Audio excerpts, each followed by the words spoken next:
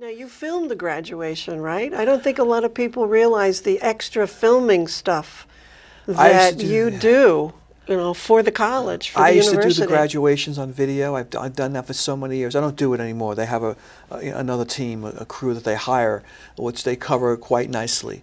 But I used to do that. I did about 6 or 7 years of that. 3 ceremonies in one day, and getting there at 7 o'clock in the morning and lugging all the equipment in and setting it up and running the cables and then working with the facilities people at graduation. It was a good experience, and at the end of the day, it's like a 15-hour day. But I did that every year, and I was so happy it was done when it was finished. But I had to make the DVDs and make a nice face for the DVDs and make sure the students got the DVDs if they wanted them. We had a small purchasing fee. Just the cost to make the DVDs. But that was a lot of work and a lot of fun, and I'm glad I did that. And like I said, now the university, they're doing it with a major production company that comes in and shoots it, and I sit on the stage and I look over at them and I look at the director and I look at the technical director, I look at the camera people, they're communicating with each other, and I say, I know what you're doing. I know what you're doing. You had a whole team of people. I did it by myself or with 1 or 2 students that I hired, to run the cameras in the rafters. But yeah, that was a lot of fun. But you did other film projects. We did a bunch of film projects over the years. I helped. I'm in the education program to get accreditation. This is a while back, though. This is going back probably in, 2010 or 20. They were going for accreditation for the education, the graduate education. And I did a bunch of interviews with their faculty, with their teachers. I also did a bunch of interviews with their students.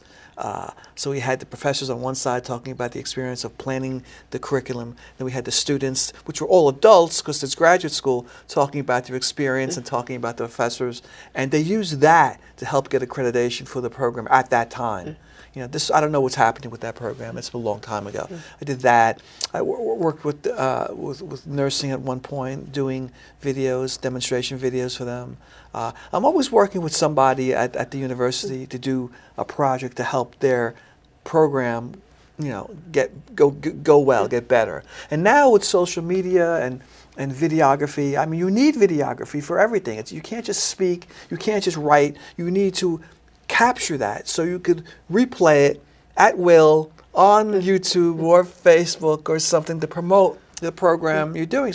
So television production or videography or video production is, I think it's a required skill nowadays. Everyone has a phone, everyone's making videos, they're putting them on YouTube, but so students are learning how to ingest that information, and to disseminate what's accurate, what's real, and what's fake, or what's not legitimate, it's not researched properly. They need to look at this quickly and make that decision. Should I be spending my time watching this video, or is it just garbage, or is it just junk,